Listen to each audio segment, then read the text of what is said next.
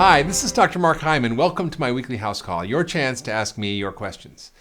And this week's question is, hey, Dr. Hyman, I know you're not big on sugar and you tell people to cut down on sugar consumption, but how about artificial sweeteners? Are they okay to drink and eat? And should I use those instead?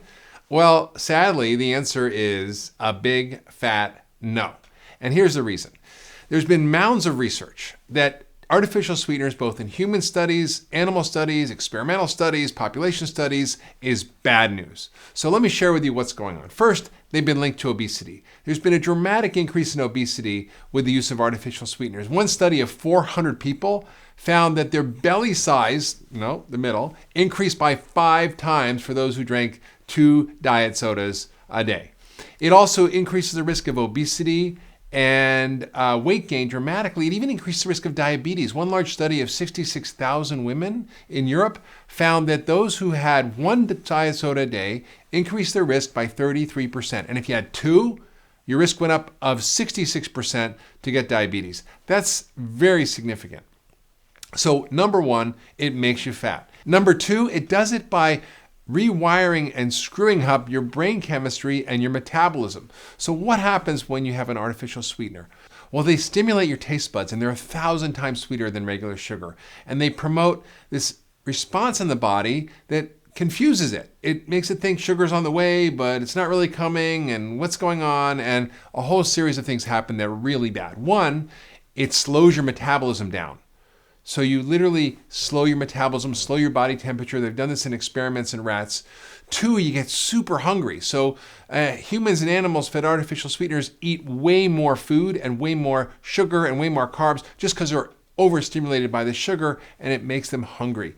And 3, it actually makes them gain weight. In some studies, the rats put on 14% more body fat than the rats eating regular sugar, even though the rats eating regular sugar had more food and more calories. That's really crazy, right? So it slows metabolism and slows your body temperature. It makes you hungry, and it causes you to store body fat. That's bad news.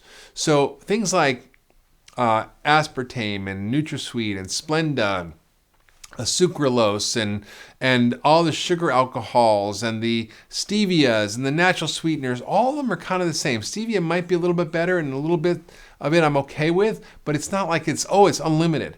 And I really encourage people to think about the problem. And the third thing that's really scary is that artificial sweeteners are highly addictive. In one study they did of rats, they gave them cocaine, and that was IV cocaine, or they gave them artificial sweeteners, and they could pick which either one. And they always went for the artificial sugar.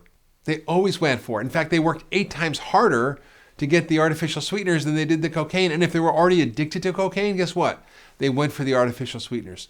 So it completely screws up your capacity to regulate your food intake, makes you hungry, addicted, and it's bad news. So there's no reason to consume artificial sweeteners at all. If you like sugar and you want to have a little bit, fine, great. Put a teaspoon of sugar in your coffee. I mean, you wouldn't have a soda which has 15 teaspoons of sugar, and you wouldn't put 15 teaspoons of sugar in your coffee. So, eat real food, have sweet things, but don't have pharmacologic doses of sugar. The problem isn't the little bit of sugar we put in our coffee or the little bit of dessert we have. That's not the problem.